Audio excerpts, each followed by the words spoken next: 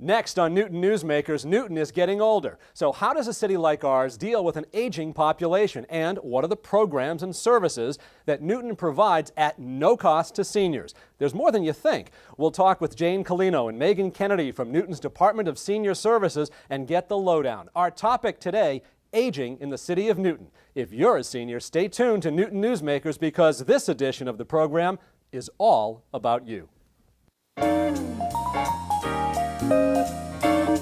Newton Newsmakers is made possible through the volunteer production efforts of the employees of mass media and big city publishing, and through the support of Newton residents like you.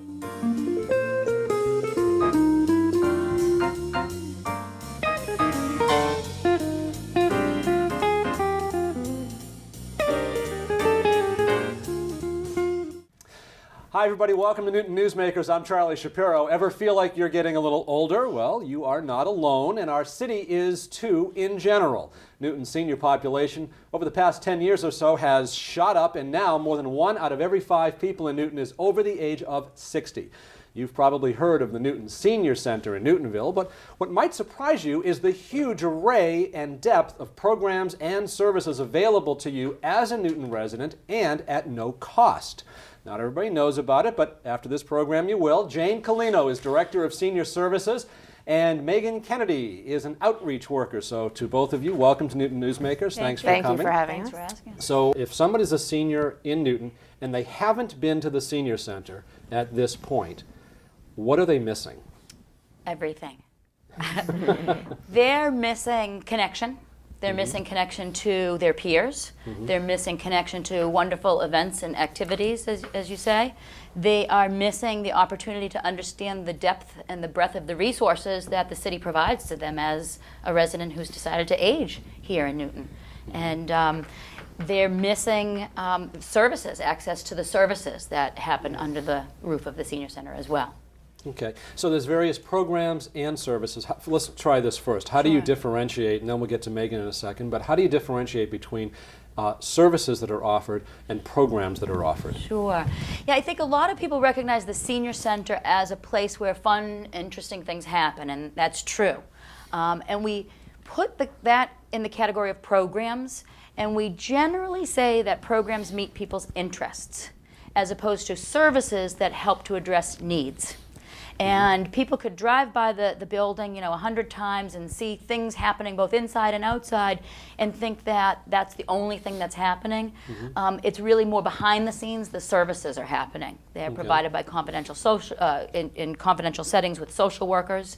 On site there, or do you also have some type of in-home outreach or things along those lines? How does that balance out? It works in whatever way it needs to work for our customer. If somebody feels more comfortable coming in and accessing the services at the Senior Center and meeting with someone like Meghan at the Senior Center, then that's okay. If they can't get to the Senior Center or would prefer us to get to know them in their home setting, then we have that flexibility as well. Most of what Meghan does is in people's homes. Meghan, and thanks for being here. Tell us a little bit about what an outreach worker does, particularly what you do. What I do, sure. What I do is try to work outside of the Senior Center, bringing some of the programs and the services that we have within the center out. And it's my job is more focused on services, so connecting people over the age of 60 to some of the services that the city provides and that we provide as a department. Those can be anything from a lot of applications for food stamps, talking about eligibility, financial eligibility for the programs. That one of them is food stamps, another is in-home care, subsidized service provided through Springwell, which is our area agency on aging.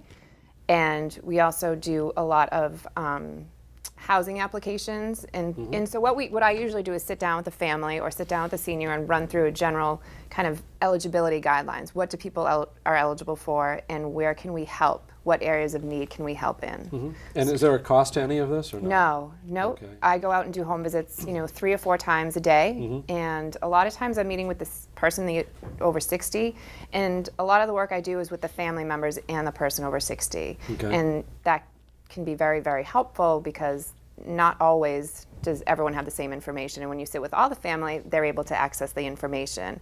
I'm able to take the information back to the office, enter it into the computer, do the applications, a lot of mass health, things like that, and do it for them and act as a partner with the family and the senior. So are you working on a statewide, on a state government level where it's, here are the local programs available, here are Exactly. or services, the case may be, and Right. then how to mix that up with the state, state Right, offers? and a lot of it is shifting things around and trying to understand where we can help. So if you only have X amount of dollars with your Social Security, we can then see if you're eligible for food stamps, where can you spend the other monies? So we are mixing, federal programs with state programs and really trying to combine so that we can serve the client and their family as best as we can. And especially living in the economic condition we do, seniors have a more difficult time getting by on the money.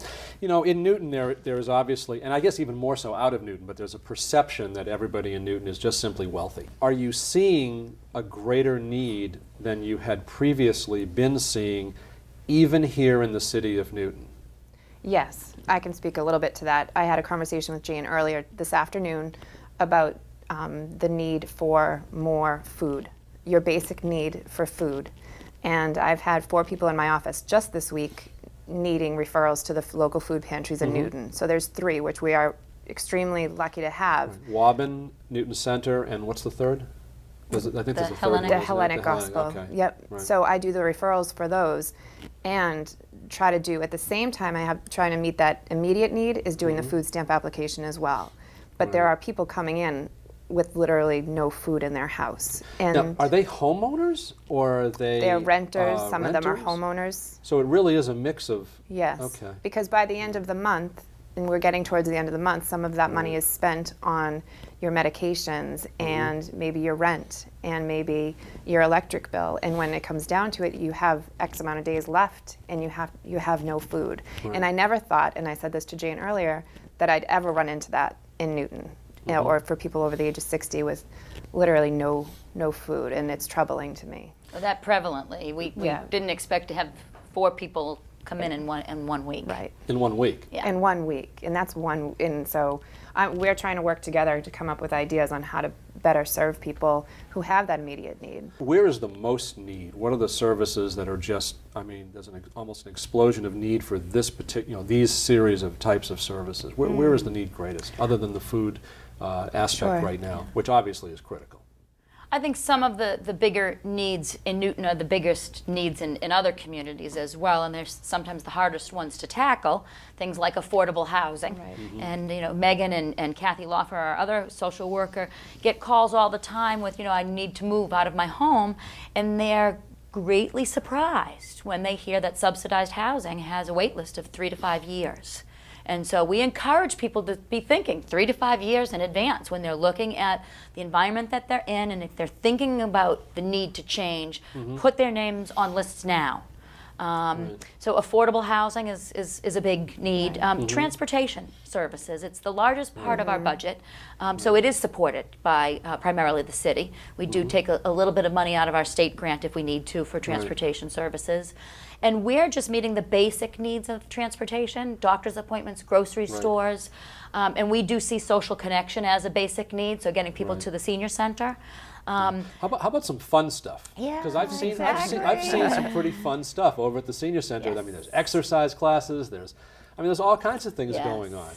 We try to engage with people early in their aging process, and we actually are serving people from their 50s to over 100. And sometimes it's the same person, and that person comes to us at 50 and stays connected to us.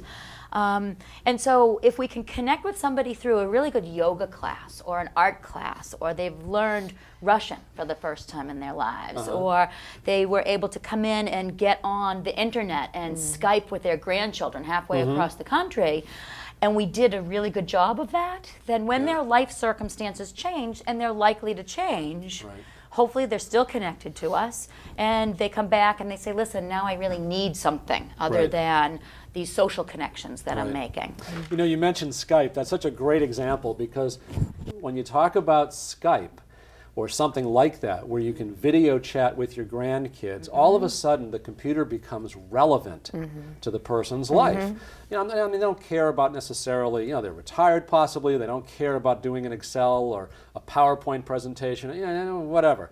But Skype with the grandkids, all of a sudden now it's relative, and that's relevant, and that's and relative as a matter of fact. But now you're talking about something they can kind of latch onto and go, okay, great. So are there more people that could be learning some of this stuff that are not coming in? I mean, do you see room for more folks to either stop by and learn about it, or additional classes? Absolutely. You know, our only limit is our four walls. Our four walls.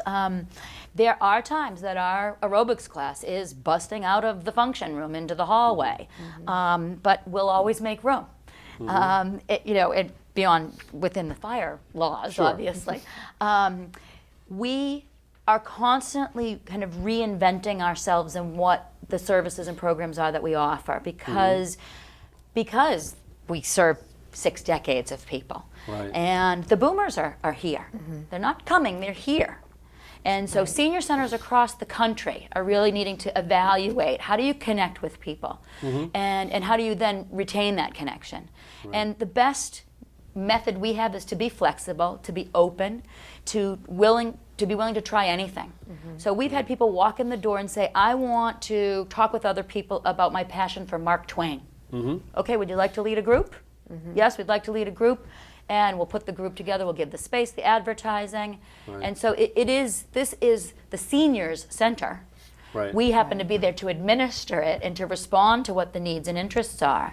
I'm not sure at what age this happens, but there is a certain age where people are willing to say exactly what they think. That's very true. It is completely and totally unfiltered. And I absolutely love that. So sitting in on the current events group was really entertaining and educational too, to hear what people are thinking at various stages in their lives of what's happening both in Newton and around the world as well. Meghan, when you go out and you're visiting people in their homes, do they have needs for things that that are around the house? Is there a volunteer aspect? Because there are some organizations that are, charging membership fees and things like that that are totally separate from, local government type of, services that are being offered.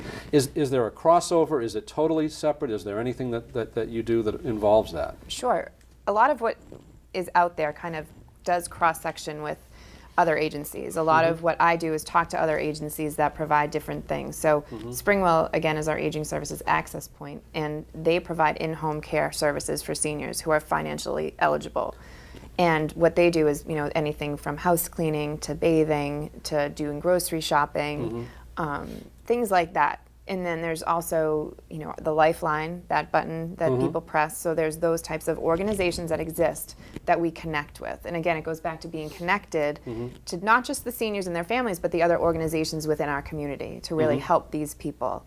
One of our programs is durable medical equipment, where it's a loan closet, and people can come in and pick up walkers or wheelchairs. You can borrow them for a short period of time. You can borrow them for a long period of time. There's all sorts of programs like that. And again, all of that is not free, I suppose, because of taxes, but it's free to the end recipient. I'll have people on my caseload for years and years, just as a touch base. You need help with doing this, you need help with doing that. Does the family have a question? I said, there's no question too small. I met someone recently who I had contact with 5 years ago, and she contacted me for one simple question. It's never too small.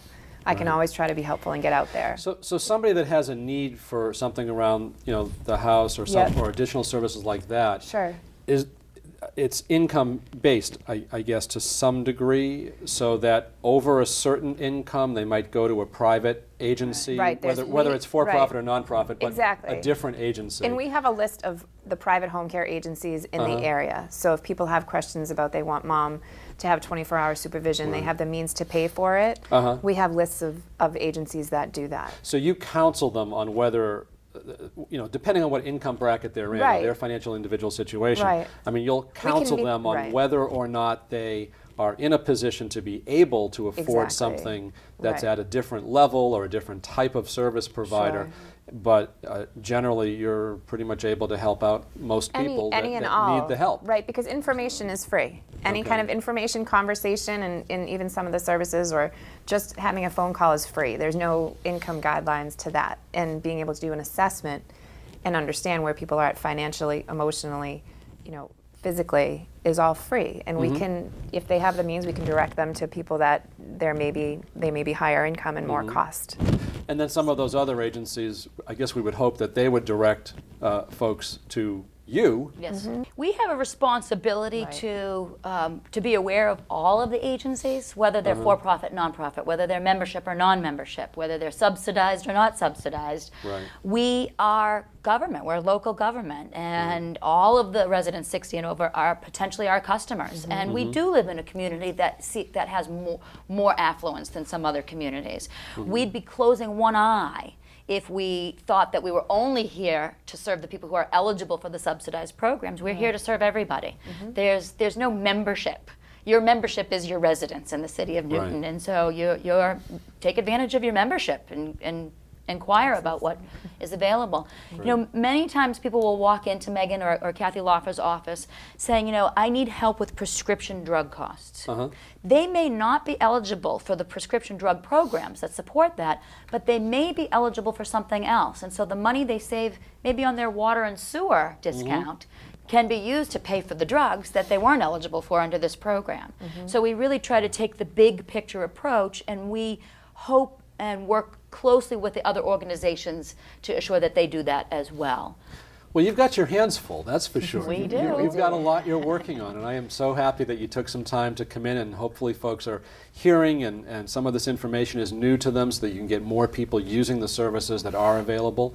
Sure. And I really appreciate you coming in to talk about it. Jayne Colino, Director of Senior Services for the City of Newton, and Meghan Kennedy. We'll be back in just a minute to wrap up the program. The Angels from the Attic are helping Alex's Lemonade Stand Foundation. Let's take a look. There's lots to do. We made signs, a stand, and now lemonade. We're open for business. Help others. Get your lemonade. We sold every drop. To find out more, please get your parents' permission and visit our website. And thank you.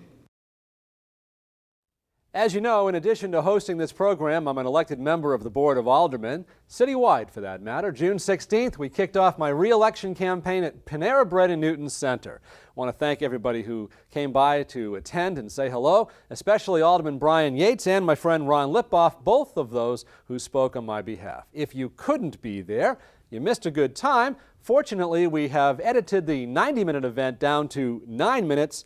Let's take a look. My wife, Debbie Shapiro, started off the evening saying some nice things about me, too. I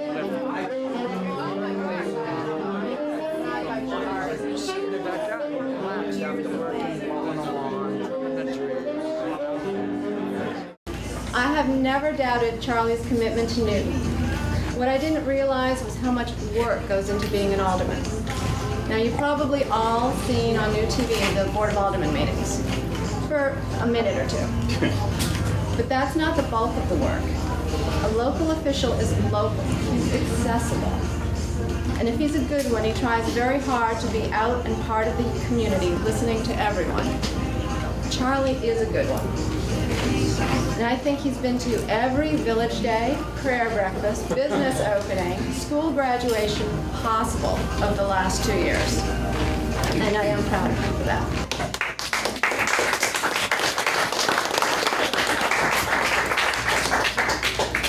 As many of you know, Charlie and I differ politically. Sometimes a little, sometimes a lot. But I have always been able to rely on him to listen to my opinions with an open mind, tell me his own thoughts honestly, and then either compromise or disagree respectfully. Those are the same qualities he brings to his work as your alderman. So, as the next portion of our program, I am going to introduce our good friend Brian Yates. Brian is the Dean of the Board of Aldermen, the longest serving member of the board. He has been on the board since 1987, which proves he is insane. He's the former chair of the Zoning and Planning Committee, on which he still serves with Charlie. He also serves with Charlie on the Public Safety and Transportation Committee, which all means that he sees Charlie more than I do. Thank you, Deb. I'm kind of surprised that I'm here tonight because 2 years ago, I didn't really know who Charlie Shapiro was. But I've gotten to know Charlie, he's asked individually, he asks a lot of questions, good questions, very thoughtful questions. Charlie will think it out, what's fair, what's right, what's sensible, and he'll generally come to the right conclusions. So I'm very pleased to be able to endorse him, support him, and I hope to serve with him for another 2 years, minimum. So at this point, I'd like to introduce the next speaker, a member of one of the great political families of our city, Juan Lipoff. I just want to say I'm thrilled to be here in support of Charlie. This is a very thoughtful guy that I can tell you at this moment in time Newton needs. He knows what he's talking about, he researches, he thinks about it, and he's incredibly thoughtful. As a commissioner on the EDC, and I speak for myself and not for the EDC, but I will tell you, it is a challenge in these economic times to try and figure out how to bring new revenues, development, whether that's a good or bad word for some folks, into the city of Newton. And what's so interesting about Charlie, when dealing with the Board of Aldermen who have to make this all happen, is, he's a fellow businessman. He gets it. He understands the need to make Newton more business friendly. He understands the need to increase the tax base. He understands the need to safeguard our city services at the same time. But more importantly, or as importantly with that, he understands the need to keep the characteristics of our neighborhoods intact. He understands that Newtonville is different than Auburndale, which is different than Newton Center. He gets that. And in his tenure, which is not the dean's tenure, he's been very thoughtful. Look what he's done with Silver Alert alone to safeguard our seniors. That was used as a model. That program that he really did spearhead became a model that the governor used and is using now to roll out across this Commonwealth. And to do something that thoughtful, that important, that tangibly helpful to so many people, that in turn is picked up and rolled out on a greater level, is really something that one would expect one of our leaders to do over a long period of time. And that is very commendable. If you do watch the Board of Aldermen on TV, you will see that when Charlie speaks, it's kind of like the old D.F. Hutton, right? When Charlie speaks, people want to listen. And they need to listen, because this is a leader that's very helpful in these times for Newton. And I'm thrilled to call him a friend and to be here to support him. And I wish him the best of luck. And now it's my great privilege and pleasure to introduce to you our alderman, and our next alderman from the same seat, Charlie Shapiro. Thank you. First of all, thank you. It really does mean an awful lot to me, and I can't even tell you how much it means that people actually are here. So thank you. There are so many other things you could be doing with your life this evening, and basically the fact that you're here tells me that you care about Newton. I also want to thank the folks here at Panera for supplying the room. This is a wonderful addition to Newton Center. We all talk about revitalizing the neighborhoods and all that, and I actually think this is a terrific example of the type of thing we can do if we look forward, work with the city and business together, and have this sort of thing come across in all the different neighborhoods. So very happy that they are here. I am, for those of you who don't know, a third-generation Newton resident.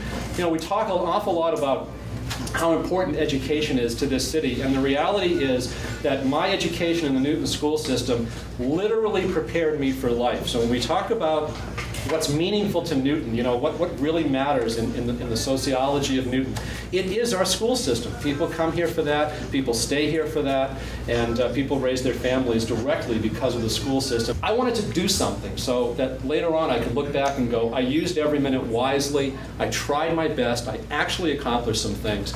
The first thing I did was I thought that in a technology city like Newton, our website, the City of Newton website, was not where it should be. So therefore we fixed it.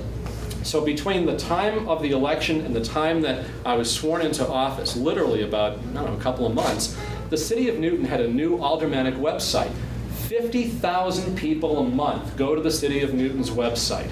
Business is done there. It was terrible. I like to think it's a little bit better now. People can get the information they want. You can get it on demand. And Newton, I think, is a better place because we talk about transparency. When you can go to newtonma.gov and find what you want right now, that's meaningful. And I'm very proud of that. You know,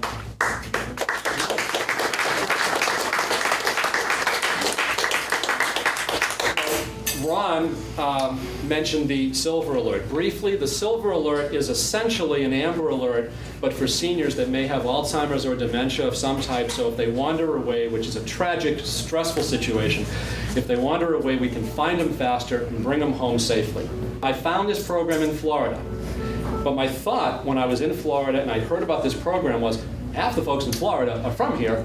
How come we don't have it here and they have it in Florida? So my thought was, let's bring it here. So went to the Public Safety Committee. We got unanimous approval to put this through the Board of Aldermen. And I am so proud of this because not only will it keep people safer here in Newton, the governor, thank goodness, loved the idea, came to the city of Newton, signed a statewide version of this bill. And now, based on the Newton model that we put in, they're rolling it out across the Commonwealth.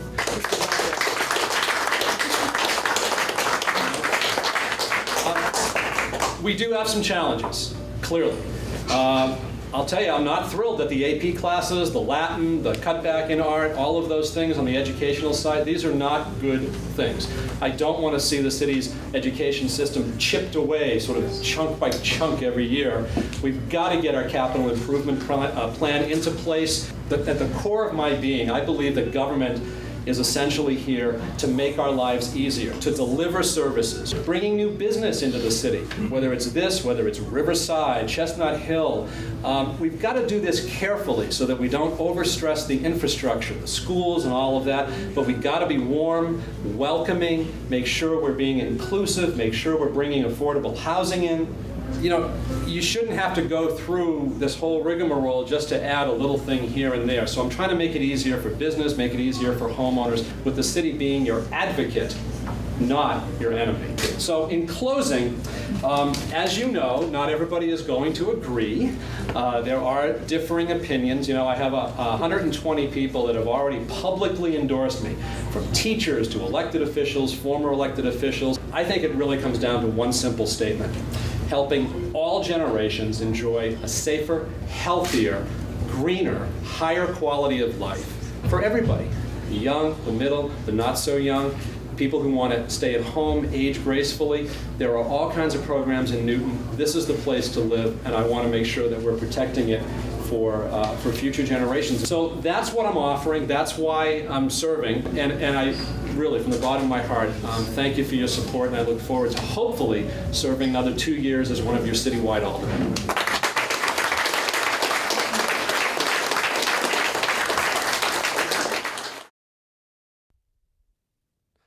So that's how the evening went. If you just can't get enough, you need more, you can see some photos and additional video from the event on my website, which is voteshapiro.org. Go to www.voteshapiro.org. You can also get in touch with me if you have some issues or concerns about things that are happening in the city and ways to make the city of Newton better.